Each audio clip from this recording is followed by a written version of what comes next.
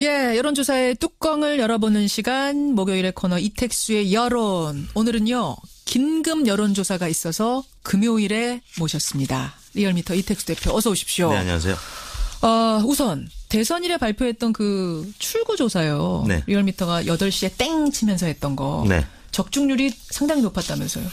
그렇습니다. 방송 3사에서 했던 출구조사보다는 오차 범위가 조금 더 컸기 때문에 그보다는 격차는 있었습니다만 오차 범위 내에서 5명의 후보 지지율이 모두 맞았고요. 또 다른 전화조사로만 한 다른 조사기관들에 비해서 유일하게 순위 1위부터 5위까지 다 정확하게 맞췄습니다. 그래요. 네. 잘하셨어요. 감사합니다. 고생하셨고. 네. 또 이번에는 여론조사 기관들이 대체로 적중률이 높아서 네. 뭐 하여튼 좀 흐뭇하게 바라봤습니다. 네. 잠시 후에 이 대선 표 분석 얘기는 조금 더 심도 있게 나눠보고 일단 긴급하게 뭘 돌려서 가져오셨다면서요. 네, 그렇습니다. 저희가 의뢰해서 돌린 조사입니다. 네. 문재인 대통령 국정수행 지지도 조사. 이게 뭐 임기 시작한 지 얼마나 됐다고 벌써 이거를 평가하냐라고 하실지 모르겠지만 이틀간의 행보. 마치 다른 정부에서는 이제 한 달간 뽑히고 나서 한 달간 벌어졌어야 될 일이 이틀 만에 압축적으로 벌어진 걸 보면서 특히 인사 보면서 어떤 느낌을 받으셨는지가 아마 이 부분에 포함이 될 것 같습니다. 그래서 조사를 해봤어요. 자, 첫 국정수행 지지도 조사 어떻게 나왔습니까? 네. 통상 취임한 다음에 한 달 동안은 국정수행 기대, 전망 이렇게 물어봅니다. 그렇죠. 잘 할 것으로 보십니까? 아니면 잘 못할 것으로 보십니까? 이렇게 물어보는데요. 예. 문재인 대통령 잘 할 것이다라는 의견이 74.1%로 나타났고요. 잘 못할 것이다라는 의견이 16.1%로 4명 중에 3명가량이 잘할 것으로 긍정적 전망을 하고 있는 것으로 나타났습니다. 4 중에 3명, 네. 74.1%가 잘할 것이다라는 긍정평가. 네. 이게 그러면은 대선 결과가 44.08%였던 거랑 비교하면 이틀 만에 그렇습니다. 41.08%의 득표율이었는데 뭐 2배 가까이 긍정적 전망을 하는 것으로 나타났습니다. 그 역대 대통령의 임기 초반 지지도 수행 지지도하고 비교하면 어때요? 거의 비슷한 수준인데요. 이명박 대통령이 79%의 주간 집계에서 긍정적 전망을 나타낸 바 있고 박근혜 대통령은 64% 이보다는 좀 낮지만 그래도 10명 중에 6명 혹은 7명가량이 긍정적 전망을 했던 것으로 나타났고요. 다만 이제 미국의 트럼프 대통령은 한 달 후에 국정수행 지지도를 평가했을 때 41%. 미국에 비하면 상당히 지금 높은 것으로 나타난 것으로 볼 수 있고요. 일간으로 보면 10일 첫날에는 70.8%였는데 어제 77.4%까지 올라서 10명 중에 8명가량이 긍정적 전망을 하는 것으로 나타났습니다. 그러니까 이 70.8% 첫날, 두 번째 날에 77.1%라는 수치를 보면 이게 이제 인사를 보면서 여러분들이 받은 느낌이 반영되는 거 아니겠습니까? 그렇습니다. 그렇죠. 취임 이제 선서부터 시작해서 그날 굉장히 바쁘게 움직였죠. 그리고 나서 바로 인사 조치가 있었는데 그 부분에 대해서 긍정적 전망을 한 것 같고요. 연령별로는 역시 이 20대, 30대, 40대가 80% 안팎의 긍정적 전망을 한 반면에 60대가 좀 가장 낮아서 62.7%로 나타났습니다. 그리고 지난 대선에 그러니까 9일날 대선에 누구를 찍었는지에 따라서 또 다른 지표를 보였는데요. 문재인 후보를 찍은 지지층에서는 93.3%가 긍정적 전망을 했고요. 이거는 뭐 당연한 걸 것 같고. 심상정 후보 83.4%. 그다음에 유승민 후보를 찍었던 지지층에서 67.8%. 안철수 지지층 58.7%.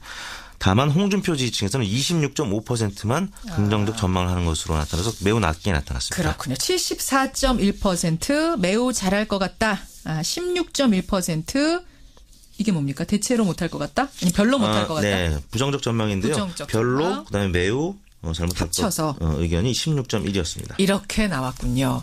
아니 뭐 이틀 지났는데 벌써 하냐 이러실 수도 있겠지만 이것은 이틀간을 보면서 앞으로의 기대치가 반영된 거다. 이렇게 해석을 하시면 될 것 같습니다. 네, 이번 조사는 5월 11일 양일간 전국 13,155명의 유권자 중에서 1,007명 최종 응답을 받았고요. 응답률은 7.7%, 표준 오차는 95% 신뢰 준에서 플러스 마이너스 3.1%포인트였고요. 조사 방법은 전화 면접과 유무선 자동응답 방식 혼용이었습니다. 그래요. 이 리얼미터 말고도 한 두 곳에서 더 나올 조사가 있다면서요. 요것에 대해서. 네, 한국사회론연구소가 어제 발표를 했고요. 또 이제 이번 주에 아마 다른 조사기관들도 여러 곳이 발표가 될 것 같습니다. 그것과 비교해서 한번 추이를 네. 보시면 될 것 같고요. 네네. 자, 대선 결과에 대한 얘기를 해보죠. 대략적인 표 분석은 아마 이미 여기저기에서 나왔을 것 같고 대략 말고 네. 전문가의 시각에서만 볼 수 있는 관전지 5곳 골라오셨다면서요. 네, 그렇습니다. 첫 번째 주목할 지역은 어디입니까? 바로 사드 배치 문제로 뜨거웠던 성주와 김천 지역인데요. 인터넷에서는 이런 얘기들이 있었습니다. 실망이다. 그리고 성주에 사드가 들어가도 싸다. 이런 비난의 의견이 있었는데. 여기서 잠깐만 홍준표 후보가 큰 표 차이로 1위 차지한 거죠. 그렇습니다. 성주에서 홍준표 후보가 55.8%, 예. 김천에서 47.7%, 반면에 문재인 후보는 성주에서 17.3%, 예. 김천에서 24.3%로 두세 배 이상 홍준표 후보가 이겼습니다. 예. 다만 지난번 대선과 비교하면 성주에서 박근혜 후보가 87% 득표했었는데 이번에 홍준표 후보가 55.8%, 30%포인트가량 낮아졌습니다. 아, 그렇군요. 그렇습니다. 그리고 문재인 후보는 지난 성주에서 13.2% 득표했다가 이번에 17.3% 소폭이지만 증가했고 예. 박근혜 후보의 득표율보다는 30%가량 낮은 득표를 보였다는 점에서 성주 시민들도 할 말은 있다라고 지금 얘기를 하는 것이고요. 경북에서 보면 홍준표 후보의 전체 득표율은 48.6%. 예. 지난 대선에서 박근혜 후보가 80%였는데 역시 30%포인트 이상 낮아졌고 문재인 후보는 지난 대선에서 경북에서 18.6이었는데 이번에 21.7%로 3%포인트가량 높아졌고요. 눈에 띄는 것이 김천의 율곡동입니다. 여기서는 율곡동? 네, 경북 전체를 통틀어서 예. 유일하게 문재인 후보가 과반 득표로 1위를 차지했는데 50.4%를 득표했습니다. 그리고 그래요. 홍준표가 17.2%로 크게 앞선 그러니까 지역으로 나타났습니다. 5875님도 문자 주셨지만 아니, 성주에서 그렇게 정부 정책에 반대하더니 어떻게 홍준표 후보가 1위 나왔냐고 하시지만 네. 뜯어보고 나면 네. 지난 대선 지역적인 걸 고려해야 되는 거니까. 워낙 또 노년층이 많이 사시는 곳이라서 지난 그렇게 대선하고는 나타난 이런 차이가 있었다는 네. 거 전문가 시각에 포착된 거고요. 두 번째 포착 지점은 어디입니까?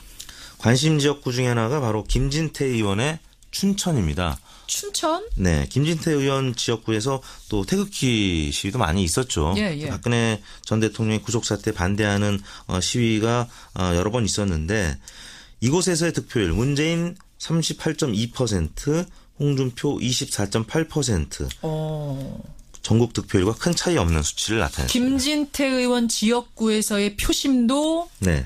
자유한국당은 아니었다. 이건 굉장히 그렇죠. 그냥 그간의 뉴스만 보면 홍준표 후보가 여기는 문재인 후보를 이기지 않겠느냐. 그렇죠. 김진태 의원 지역구니까. 지역구인데 그렇게 봤는데 조직이 있을 텐데. 네, 38대 25가량으로 13%포인트 이상 높게 나타났습니다. 그러면 이제 비슷한 맥락에서 우리가 지켜봐야 될 관전지가 더 있겠네요. 네. 안철수 후보 지역구는 어땠는가, 유승민 후보 지역구는 어땠는가 어떻게 보세요?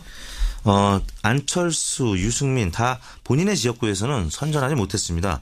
안철수 의원의 전 의원의 지역구 노원구를 보면 예. 문재인 42.4, 안철수 25.8.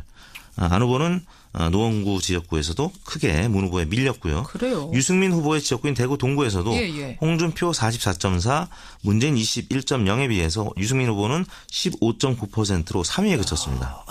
자신의 지역구에서 네. 이렇게들 다 나왔다는 게 신기하네요. 그러면 문재인 이제 대통령은 어떻습니까? 본인의 지역구였던 부산 사상구에서 41.4%로 1위를 차지했습니다. 현 지역구는 아닙니다. 네. 전 지역구죠. 예. 근데 전국 득표율보다 보면 미미하게 높은 수치긴 하지만 기대보다는 못했다. 그래서 그러네요. 결국에는 자신의 지역구에서는 선거운동을 활발하게 하지 못하고 전국을 다 누벼야 되니까 그러다 보니까 본인의 지역구에서는 조금 실망감이 좀 있는 것 같습니다. 그래서 특이하네요. 문재인 후보만 그래도 나름 선전을 했고요. 다른 후보들은 열세에 그친 것으로 나타났습니다. 그렇게 되는군요. 자, 네 번째 관전 포인트는 어디입니까? 예, 늘 보수 쪽에 손을 들어줬던 곳 하면 강남 3구죠. 강남 3구. 강남 서초 송파 이 세 지역구에서도 문재인 후보가 이겨서 서울 25개구를 석권한 것으로 나타났습니다. 그래요. 다섯 번째 관전 포인트는요. 호남에서의 문재인 압승인데요.